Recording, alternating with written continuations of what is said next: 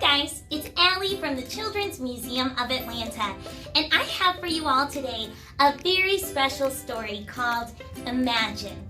We're going to read a story about a little boy who's using his imagination to wonder what he's going to be like when he grows up. I want you guys to take a second and use your imagination to think about what are your dreams? What do you want to do when you grow up? Who do you want to be? Awesome. Let's get started. This is called Imagine.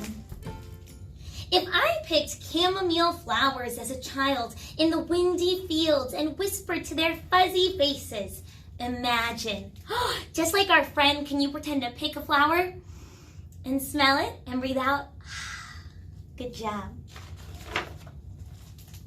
If I let tadpoles swim across my hands in the wavy creek, imagine. If I jumped up high into my Poppy's army truck and left our village of farm workers and waved adios to my amiguitos, imagine. So adios is goodbye in Spanish. Can you wave and say adios? If I let the stars at night paint my blanket with milky light, with shapes of hungry birds while I slept outside, imagine what you could do. Can you guys pretend to go to sleep for a second? Can you go and wake up? Good job. If I helped Mama feed the hopping chickens and catch the crazy turkey in the front yard of our new village, imagine. So can you pretend to feed some chickens like they are? Grab some seed and feed the chickens. Good job. If I walked through the evening forest at the top of a mountain with a silvery bucket to fetch water from the next town, imagine. So our friend is dreaming of all these possibilities. If I moved to the winding city of tall, bending buildings and skipped to a new concrete school I had never seen, imagine.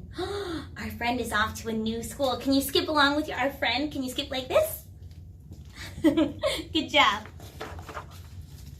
If I opened my classroom's wooden door, not knowing how to read or speak in English, imagine. How do you think our friend's feeling right now? Maybe a little nervous? Can you guys show me what nervous looks like?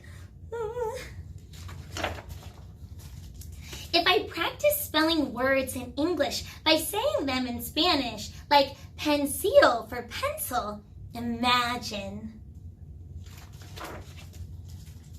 If I collected gooey and sticky ink pens because I loved how the ink flowed like tiny rivers across soft paper, imagine. If I grabbed a handful of words I had never heard and sprinkled them over a paragraph so I could write a magnificent story, imagine. Can you pretend to write a magnificent story like our friend? Good job. If I stood up in a school far away from where I lived and sang for the first time in front of class, imagine.